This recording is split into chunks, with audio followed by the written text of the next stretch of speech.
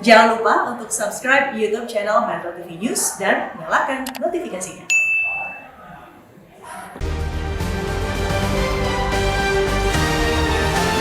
Pembentukan KKR sebatas wacana.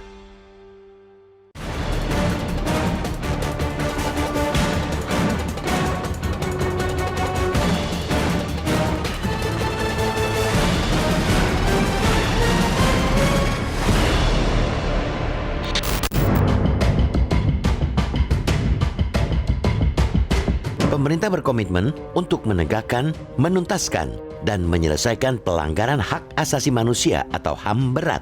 Namun, komitmen saja belum cukup, harus ada pembuktian. Komitmen pemerintah disampaikan Presiden Joko Widodo saat memperingati Hari HAM Sedunia, Jumat 10 Desember. Salah satu yang ingin dituntaskan pemerintah ialah dugaan pelanggaran HAM berat di Paniai, Papua. Harapan untuk menuntaskan kasus-kasus pelanggaran HAM berat muncul ketika ada Undang-Undang Nomor 26 Tahun 2000 tentang Pengadilan HAM. Harapan memang terlalu tinggi, tetapi realisasinya masih tertatih-tatih. Sejak Undang-Undang Pengadilan HAM disahkan pada 23 November 2000, ada 15 kasus yang ditangani Komisi Nasional Hak Asasi Manusia atau Komnas HAM, namun baru 3 kasus yang sudah sampai di pengadilan, yaitu kasus Timor Timur 1999, Tanjung Priok 1984, dan AB Pura 2000. Berkas 12 kasus lainnya mondar-mandir saja dari Komnas HAM selaku penyelidik ke Kejaksaan Agung sebagai penyidik, termasuk kasus Paniai 2014. Hasil penyelidikan Komnas HAM menyimpulkan telah terjadi dugaan pelanggaran HAM berat di Paniai yang menyebabkan 4 orang meninggal dunia dan 11 lainnya mengalami luka tembak. Penanganan kasus dugaan pelanggaran HAM berat di Paniai kini memasuki babak baru. Kejaksaan Agung telah membentuk tim penyidik pada 3 Desember 2021. Setidaknya 22 jaksa senior dilibatkan dalam tim yang dipimpin Jaksa Agung Muda Tindak Pidana Khusus tersebut. Publik perlu mengawasi tindak lanjut penanganan kasus Paniai. Pada kasus-kasus dugaan pelanggaran HAM berat yang terjadi setelah Undang-Undang Pengadilan HAM disahkan, penanganannya relatif lebih mudah karena tidak perlu melibatkan DPR. Akan tetapi, faktanya butuh kemauan politik yang amat kuat untuk menuntaskannya. Bukankah Presiden Jokowi sejak 2014 sudah berjanji untuk menuntaskan kasus Paniai? Adapun penanganan kasus-kasus dugaan pelanggaran HAM berat yang terjadi sebelum ada Undang-Undang Pengadilan HAM harus mendapatkan persetujuan DPR untuk pembentukan pengadilan HAM ad hoc. Menindaklanjuti dugaan pelanggaran HAM berat masa lalu ibarat membentur tembok. Ada kepentingan politik sehingga tidaklah mudah mendapatkan persetujuan DPR. Begitu juga antara Komnas HAM dan Kejaksaan Agung. Mereka sering berseberangan sehingga berkas bolak-balik di antara kedua institusi tersebut. Terus terang, jika hanya mengandalkan mekanisme yudisial, penyelesaian kasus pelanggaran HAM berat masa lalu hanyalah mimpi. Karena itu, patut dipertimbangkan pembentukan Komisi Kebenaran dan Rekonsiliasi atau KKR yang akan menghasilkan output rehabilitasi dan restitusi kepada korban. Undang-Undang Pengadilan HAM memang mengamanatkan pembentukan Undang-Undang KKR. Pemerintah dan DPR sudah melahirkan Undang-Undang Nomor 27 Tahun 2004 tentang KKR. Akan tetapi, undang-undang itu dinyatakan inkonstitusional oleh Mahkamah Konstitusi pada 7 Desember 2006. Amat disayangkan, perintah konstitusional MK untuk membentuk kembali Undang-Undang KKR yang sejalan dengan Undang-Undang 1945 sampai sekarang diabaikan begitu saja. Membentuk KKR sebagai lembaga ekstrayudisial perlu segera dilakukan. Menko Polhukam Mahfud MD sejak akhir 2019 sudah menginisiasi pembentukan KKR. Tetapi hingga sekarang, rencana itu masih sayup-sayup terdengar. Berwacana saja tidaklah cukup. Perlu ada tindakan nyata untuk membentuk KKR.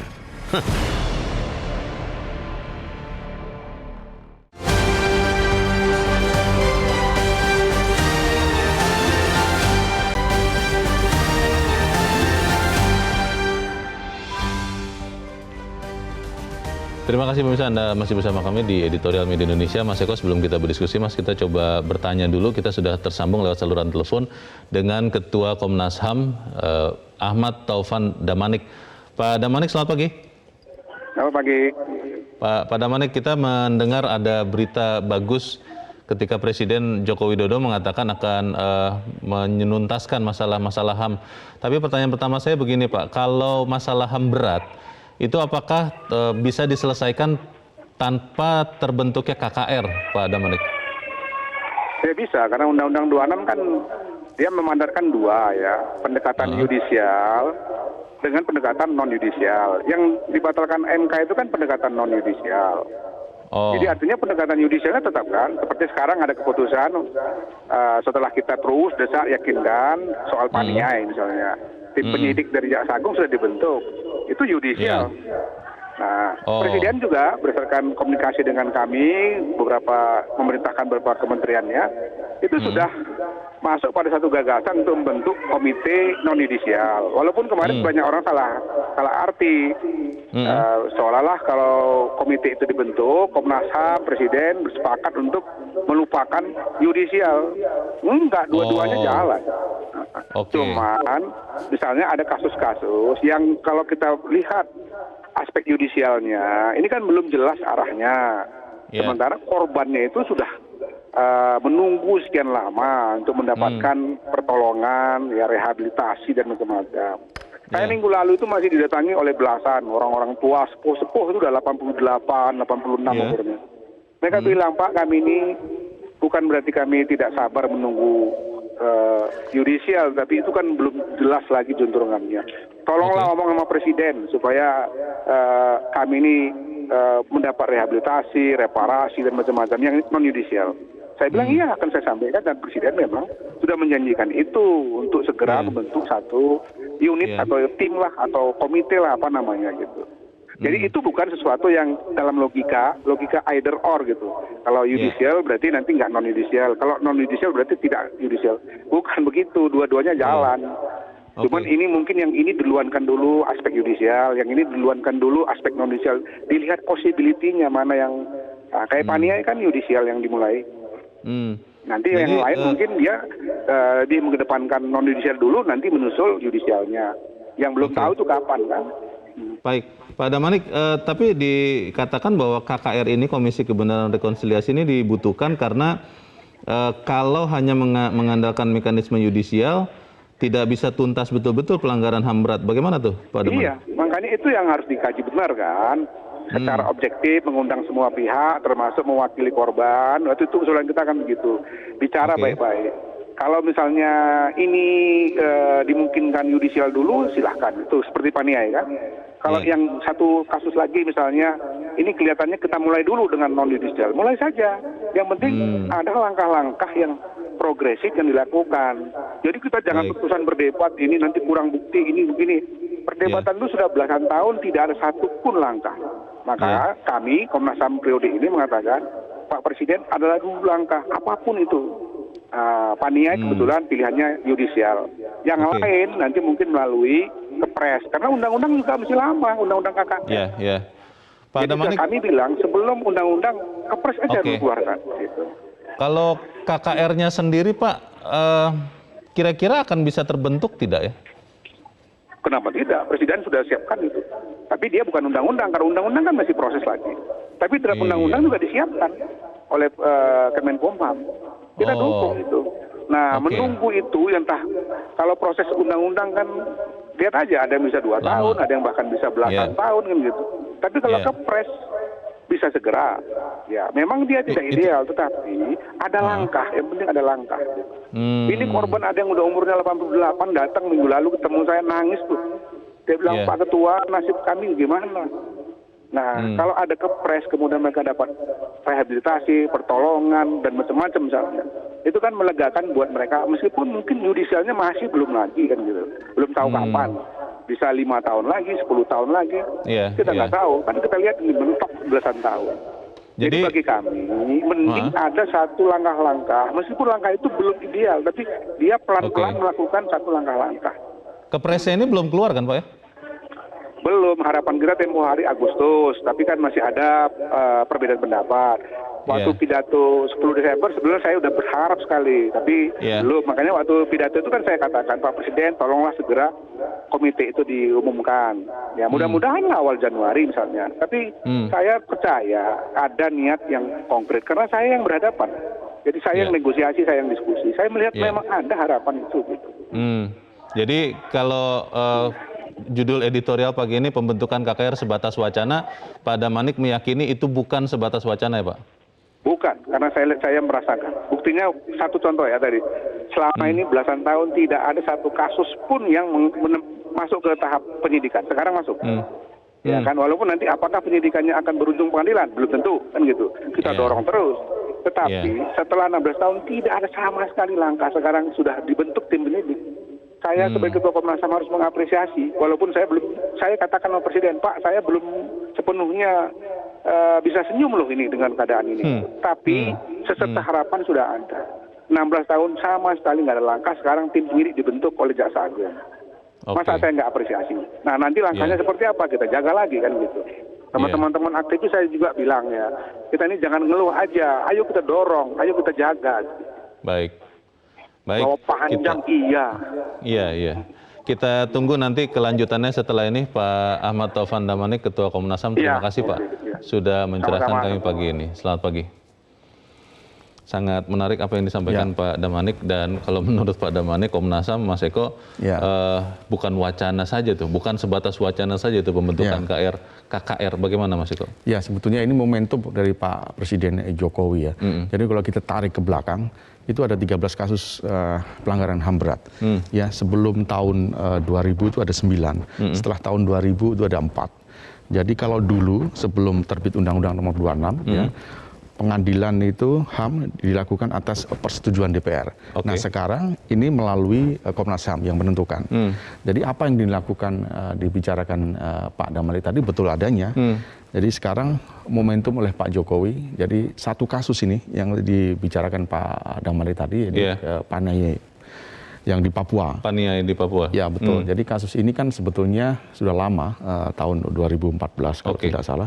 Kemudian sekarang dibentuk oleh Kejaksaan Agung untuk sudah naik ke penyidikan. Jadi ini perlu kita dukung. Jadi belum tentu juga nanti akan masuk ke pengadilan. Tapi kalaupun nggak masuk pengadilan, ya harus kita dorong lagi supaya ini kebenaran ini terungkap. Masalahnya apa hambatannya, nanti kita akan bahas di bagian berikut. Mas Eko dan pemirsa tetap bersama kami. Editorial Media Indonesia segera kembali.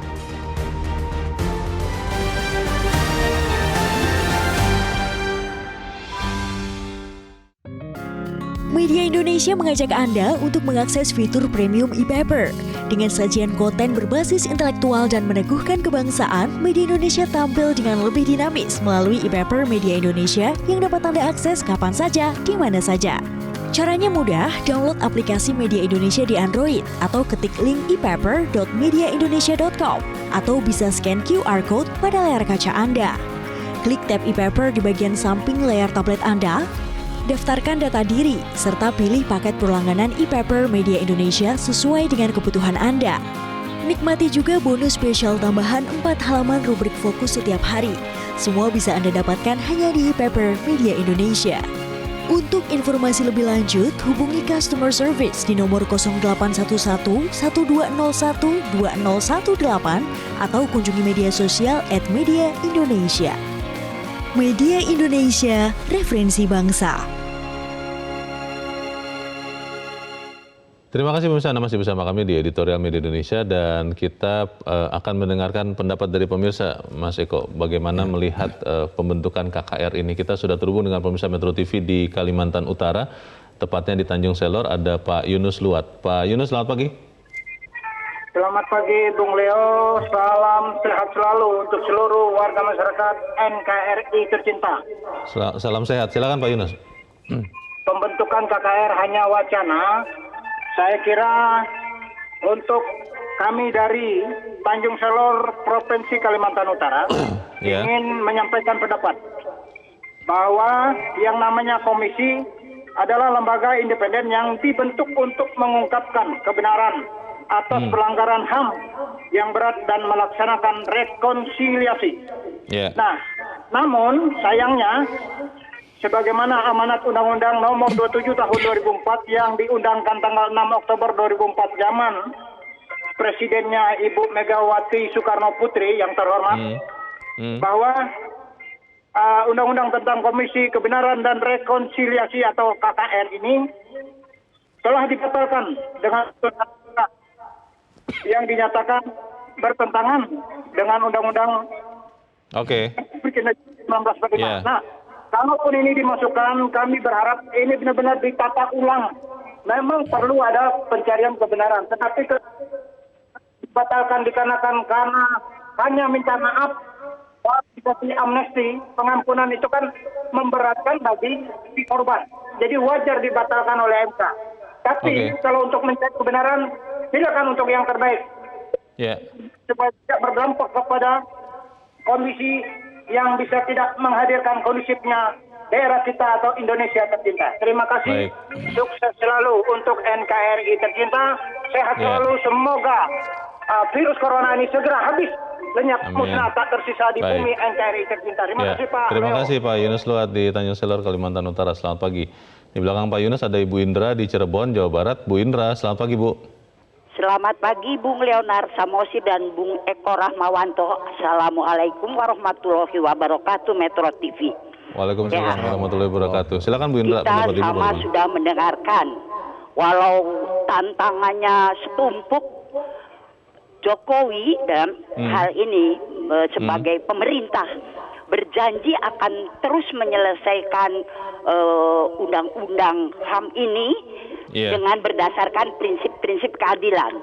Nah, prinsip-prinsip keadilan ini, Bung Leo, bukankah berlaku untuk korban dan juga untuk orang yang diduga melakukan pelanggaran HAM berat, kan? Nah, betul. Selama ini yang saya perhatikan, maaf, dari Komnas HAM ini yang lebih diperhatikan itu hak-hak korban. Padahal ada kejadian-kejadian yang sudah saya pendam beberapa tahun lalu lama, itu yang kebetulan sekarang disampaikan. Hak untuk pelaku pelanggaran HAM berat itu. Nah, kalau tidak ada, itu dicari-cari. Itu udah ada, udah ya kasus-kasus yang terdahulu. Ibu melihatnya begitu ya? Ya, orang yang tidak bersalah itu yang tertuduh, dipenjarakan. Nah, bukankah ini juga melanggar HAM? Nah, karena ada isu dari kalau sudah sampai ke HAM internasional itu mereka kalau kata orang sini ngompor-ngomporin bahwa harus ada tertuduh yang dipenjarakan supaya pihak yang jadi korban ini mendapat santunan dari HAM internasional. Entah benar tidak kebenarannya. Nah, itu jadi mudah-mudahan kalau sekarang ditinjau kembali ada keadilan baik bagi korban dan pelaku. Terima kasih Bung Leo. Assalamualaikum warahmatullahi wabarakatuh. Waalaikumsalam warahmatullahi wabarakatuh. Terima kasih Ibu Indra di Cirebon, Jawa Barat. Selamat pagi Bu. Di belakang Bu Indra ada Pak Bion di Mataram, Nusa Tenggara Barat. Pak Bion, selamat pagi. Selamat pagi Mas Yo. Selamat pagi Metro. Selamat pagi. Silakan Pak Bion. Singkat padat saja pendapat Anda. Silakan Pak. Terima kasih Mas Yo.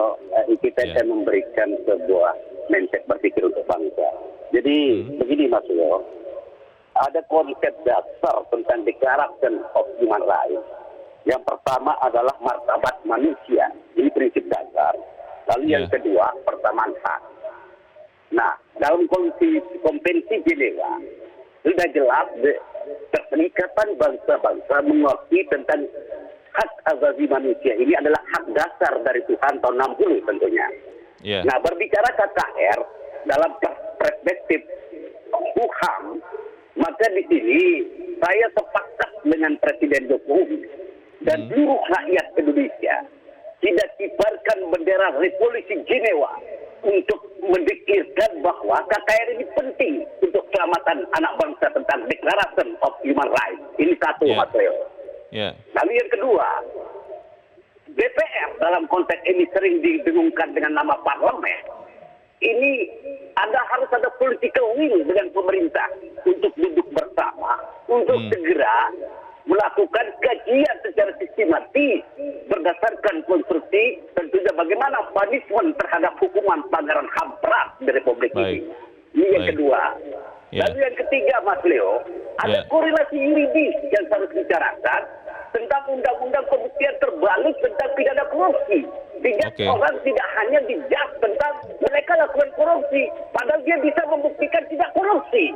Dalam hal ini bisa kita buktikan dalam fakta-fakta hukum di persidangan. Fakta-fakta hukum ada penting, 3 entry point ini, Mas Leo. DPR harus segera mengambil sikap politik dalam proses bagaimana mereduksi undang-undang ini. Baik, terima kasih Pak Bion di Mataram, Nusa Tenggara Barat. Selamat pagi. Di belakang Pak Bion ada Pak Nugroho di Jakarta. Pak Nugroho, selamat pagi Pak. Selamat pagi Mas Eko, Pak Yonan. Ya, silakan Pak Nugroho. Yang dikatakan yang dari terakhir tadi itu adalah hak asasi manusia. Kesamaan manusia di depan Tuhan.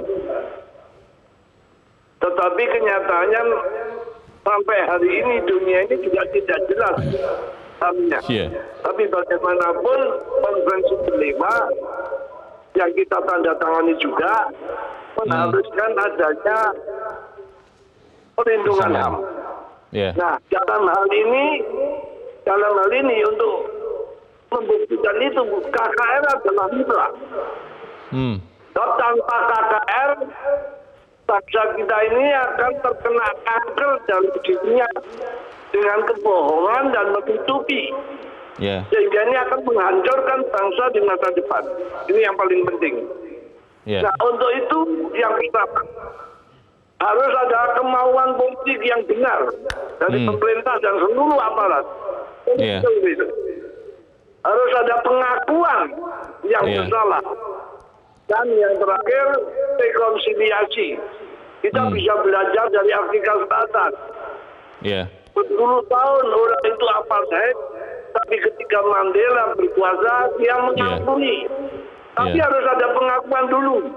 Nah, inilah yang tukar karena pelaku-pelakunya umumnya orang yang mapan dan sudah menikmati segala kejahatan HAM, termasuk Kenya ini, Pak. Terima kasih Pak Nugroho di Jakarta untuk pendapat Anda. Selamat pagi Pak.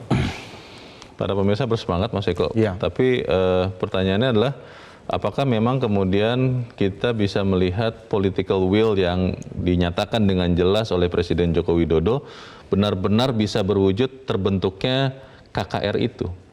Ya, kalau kita mengharap KKR memang akan lama, Leo. Bisa setahun, 2 tahun, 3 tahun, karena prosesnya bolak-balik pemerintah, DPR, kemudian mengundang orang-orang yang berkompeten membahas hal itu. Tapi sebetulnya yang paling dekat adalah Kepres. Kita tunggu saja. Mudah-mudahan ada Kepres dari Pak Jokowi. Kepres itu keputusan Presiden tentang KKR juga maksudnya ya? Iya, tentang pelanggaran HAM berat itu. Jadi itu bisa menjadi landasan hukum nanti ketika ini jalan. Tapi kita juga harus mengapresiasi juga Kejaksaan Agung sekarang sudah membentuk Satgas, sudah dalam tahap penyidikan kasus yang dipaniai. Dan ini kan kasus yang terjadi ketika Pak Jokowi memimpin, yaitu tanggal 7 Desember 2014 di Papua. Ini satu-satunya kasus pelanggaran HAM yang ada di eranya Pak Jokowi. Jadi 12 kasus sebelumnya berada di luar Pak Jokowi. Jadi ini momentum sebetulnya bagi Pak Jokowi dan pemerintahan Pak Ma'ruf Amin untuk menyelesaikan kasus ini. Betul sekarang sudah masuk ke penyidikan, kita kawal Kejaksaan Agung ini untuk memproses orang-orang yang diduga terlibat ini. Siapa yang diduga terlibat ini ya jangan sampai ditutup-tutupi. Bisa juga meminta keterangan kepada Panglima TNI waktu itu, mungkin Kapolri ketika itu, Pangdam Cendrawasih ketika itu, atau Kapolda di sana, masyarakat di sana untuk dimintai keterangan. Saya kira kalau Kejaksaan Agung berani, seharusnya hal-hal semacam itu ditempuh untuk agar kasus ini semakin benderang. Kira-kira pertanyaannya begitu Mas Eko, ketika HAM ini mau ditegakkan, kan harus dicari tahu siapa yang bertanggung jawab dan harus diakui, dan kemudian baru setelah itu ada rekonsiliasi. Apakah orang mau dituding wajahnya untuk sesuatu yang dilakukan di masa lalu? Kita jeda dahulu Mas Eko dan masih tetap bersama kami, Editorial Media Indonesia. Kita lanjutkan selepas jeda berikut ini.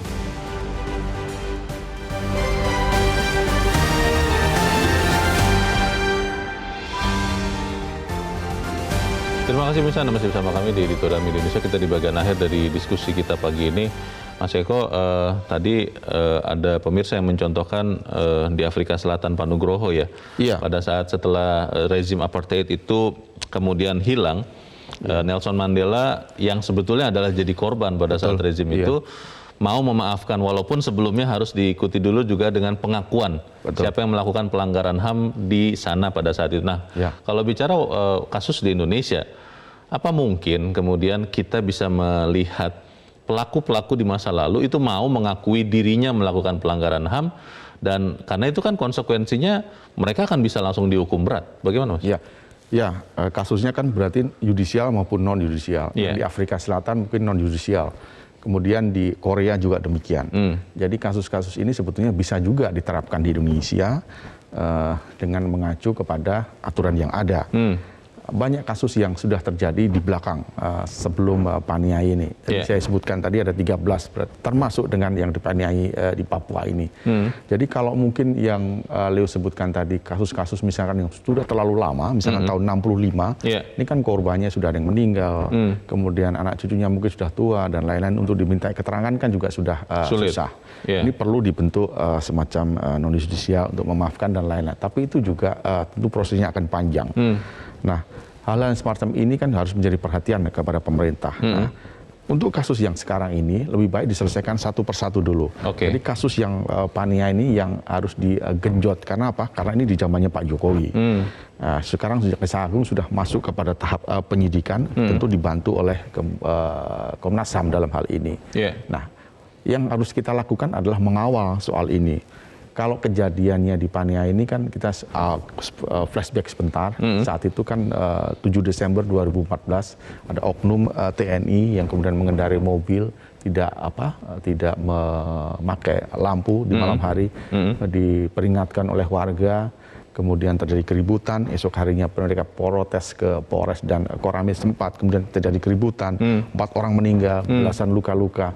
Ini kan kejadiannya sudah lama, tahun 2014. Nah, sekarang kemudian ditarik ke 2021, tentu ini masih sebetulnya masih ada di benak kita, masih belum lama lah. Masih bisa dimintai keterangan siapa yang meninggal, siapa yang luka, siapa saat itu yang menjadi Panglima TNI, Kapolri dan sebagainya. Rantai komando kalau dalam TNI maupun Polri kan ada itu. Jadi itu jelas tuh garis komandonya. Ini kan tidak sulit sebetulnya untuk melakukan penyelidikan. Jadi kita tunggu aja, jangan sampai kemudian hanya retorika aja nih Kejaksaan Agung, wacana saja, hanya image-nya ini dinaikkan, tapi kasusnya nggak selesai-selesai. Nah, ini yang perlu kita jaga, jangan sampai kemudian Kejaksaan Agung hanya mandek di tahap penyidikan karena terhadang oleh saksi-saksi atau hal-hal yang lain. Kalau bicara Paniai, tadi Mas Eko sudah jelaskan bahwa kita masih ingat siapa pimpinan-pimpinan dari oknum pelaku. Kalau mereka adalah ternyata misalnya orang-orang yang dekat dengan lingkaran kekuasaan saat ini, apa mungkin kemudian saya dengan Mas Eko deh, kalau misalnya salah satu dari kita melakukan pelanggaran, apa tidak ada perasaan, wah dia teman saya akan melindungi dalam tanda petik dengan misalnya ya sudah tidak usah dikonkretkan saja rencana ini. Bagaimana Mas? Ya sebetulnya menjadi saksi itu kan belum tentu akan menjadi tersangka. Jadi dimintai keterangan saja kan bagus untuk menambah data dan fakta yang ada di Kejaksaan Agung. Kan tidak perlu dipungkiri track recordnya memang mungkin kita bisa melihat.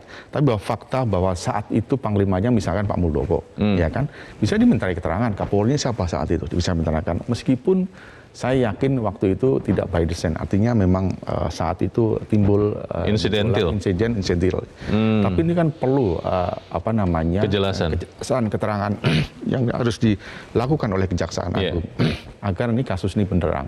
Jadi siapa yang harus dihukum, siapa yang harus dikenai sanksi, siapa yang harus mungkin kena sanksi administratif dan lain-lain. Ini kan perlu kejelasan sehingga apa yang dijanjikan oleh Pak Jokowi dalam kepada Komnas HAM dan tentu kepada masyarakat itu bisa terpenuhi. Jadi keadilan kepada korban dan dan lain-lain itu bisa terselesaikan dengan baik ketika Kejaksaan Agung bekerja dengan baik. Sedikit tentang pendapat Bu Indra tadi, Mas Eko, bahwa ada dugaan dalam tanda petik pelaku aktivis-aktivis HAM di Indonesia itu terpengaruh atau terbawa semangat aktivis HAM internasional yang dengan semangat harus ada yang dihukum dalam dugaan pelanggaran HAM. Bagaimana, Mas? Ya, saya kira kalau namanya aktivis, saya kira mau di Indonesia maupun di luar negeri sama. Tujuannya adalah sama. Jadi menegakkan keadilan gitu ya. Kalau dia merasa ada yang janggal, dia pasti akan mengungkapkan dengan apa adanya. Karena dia kan tidak punya beban. Jadi saya kira apa yang dilakukan dilontarkan oleh Bu Indra itu ada benarnya juga. Tapi begini, tidak semudah itu untuk membawa kasus pelanggaran HAM itu ke pengadilan. Karena prosesnya berliku dan panjang sekali. Karena ini menyangkut dengan saksi, menyangkut dengan data fakta di pengadilan, data fakta kejadian, kemudian upaya niat baik dari Kejaksaan Agung dan lain-lain. Nah ini yang perlu kita kawal sebetulnya yang saya bilang tadi bahwa 13 kasus itu kita selesaikan satu kasus dulu yang ada di Papua ini. Kalau itu selesai, saya kira kasus-kasus yang lain mungkin akan kita ungkap lebih lanjut. Kita tunggu sama-sama wacana ini menjadi benda nyata. KKR dan penyelesaian pelanggaran HAM berat bisa dilakukan. Mas Eko Ramawanto, terima kasih sudah di tempat ini, Mas. Selamat pagi. Pemirsa, amat disayangkan perintah konstitusional MK untuk membentuk kembali Undang-Undang KKR yang sejalan dengan Undang-Undang Dasar 45 sampai sekarang diabaikan begitu saja. Membentuk KKR sebagai lembaga ekstrayudisial harus segera dilakukan. Menko Polhukam Mahfud MD sejak akhir 2019 lalu sudah menginisiasi pembentukan KKR, namun hingga sekarang rencana itu masih sayup-sayup terdengar. Wacana saja tidak cukup, harus ada tindakan nyata untuk membentuk KKR. Saya Leonard Samosir berterima kasih untuk kebersamaan Anda. Tetap pakai masker Anda, cuci tangan Anda. Kalau tidak perlu, tidak usah kemana-mana. Selamat pagi, sampai jumpa.